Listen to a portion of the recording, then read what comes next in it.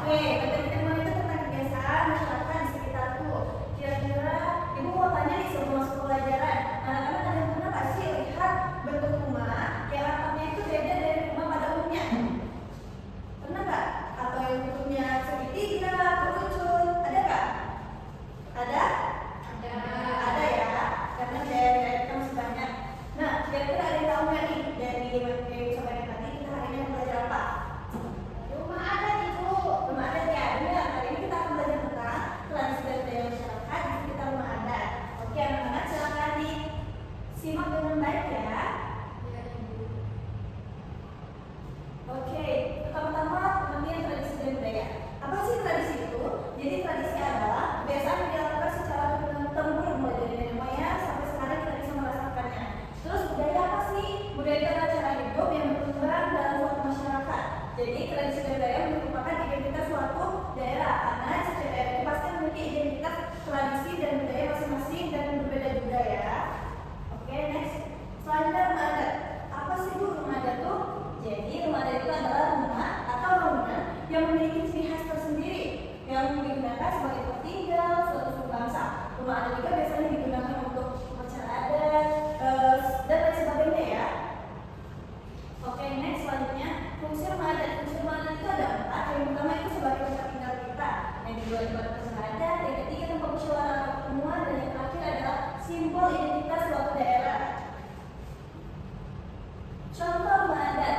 Yang pertama itu ada rumah adat Gadang. Anak-anak ada yang pernah lihat nggak rumah adat Gadang yang ada di Sumatera Barat? Ada yang pernah lihat? Belum pernah? Belum pernah. Nanti kita lihat ya rumah adatnya. Oke, sebenarnya ada rumah Joglo yang berasal dari Jawa Tengah. Ada rumah Pakuman yang berasal dari Sulawesi Selatan dan yang terakhir rumah Onai yang ada di Papua. Sebenarnya banyak sekali rumah adat yang ada di Indonesia ini. Nanti kita cek satu-satu ya. Oke? Oke. Next kita ciri-ciri rumah adat. Apa sih ciri-ciri rumah adat tadi? Seperti yang sudah disampaikan di awal tadi, rumah adat itu memiliki ciri khas tersendiri.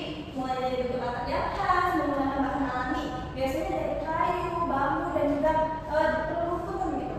Nah, setelahnya memiliki ukiran atau hiasan di sekeliling rumah adatnya. Dan yang terakhir disesuaikan dengan kondisi alam daerah setempatnya. Misalnya nih, kalau kita pakai rumah adat Hatay di tempat yang rawan hujan, kira-kira itu kan cocok. Jadi harus menyesuaikan kondisi juga ya. Oke, sebenarnya pentingnya melestarikan rumah adat. Apa sih Bu pentingnya? Jadi melestarikan rumah adat itu sangat penting sekali anak-anak. Karena ada beberapanya, salah satunya itu agar budaya tidak punah.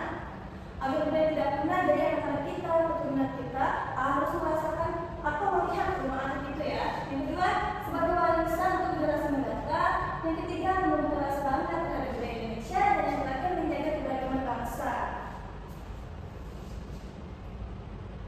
Oke, itu tadi adalah materi tentang rumah adat. Sekarang kita masuk ya ke contoh rumah adat langsung.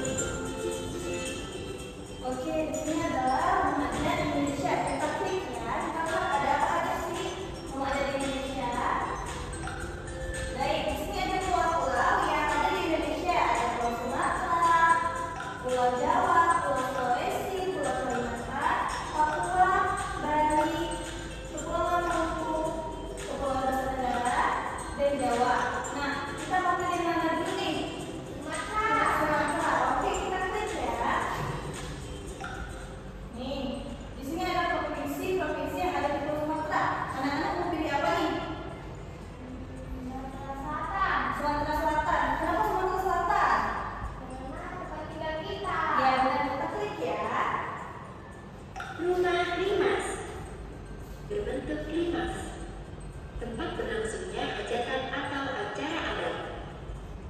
Jenis rumah panggung. Oke, itu tadi rumah limas. Next, kita pindah ke rumah mana lagi nih? Pulau Jawa ya. Mau pilih yang mana nih Pulau Jawanya? Mau pilih yang mana? Jawa Timur. Jawa Timur. Oke, mana Jawa Timur? Kita klik ya. Rumah Pulau Jawa Timur terbuat dari kayu jati. Atap seperti membentuk sebuah gunung. Gunung dianggap sebagai tempat suci.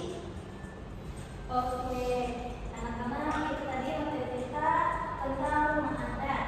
Oke, sebelum masuk ke materi, Ibu ada lembar kerja yang bisa anak-anak kerjakan. Di sini Ibu akan membentuk dulu dua kelompok ya.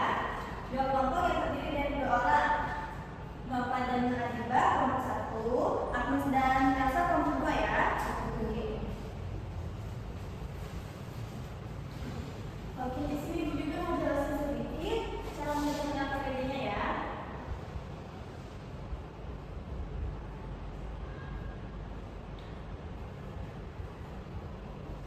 Oke, ini ada APD-nya.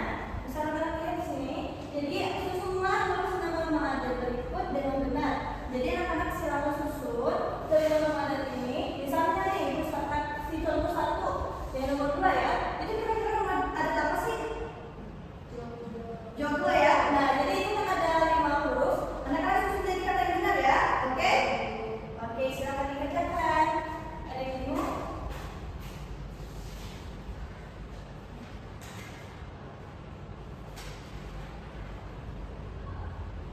Oke, ada yang bingung? Ibu ini begini ya, Bu. Iya, benar sekali. Tidak ada nama-nama, kalian jawab ya. Oke, sudah? Coba ambil ya. Jadi Ibu minta perwakilan anak sekalian untuk maju ke depan untuk menjawab satu aja nama adatnya ya. Oke, mulai dari kelompok 1. Kelompok 1, nomor atau tiba yang maju? Nomor? Oke, langsung yang nomor 1 ya. Itu ada apa kira-kira katanya? Huruf yang benarnya apa? Tidak ada. Benar sekali, kita tepuk tangan.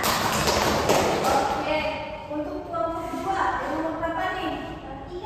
Nomor 3, kira-kira rumah adat apa ini? Onai, oke, benar sekali. Berarti di sini anak-anak sudah mengerti ya?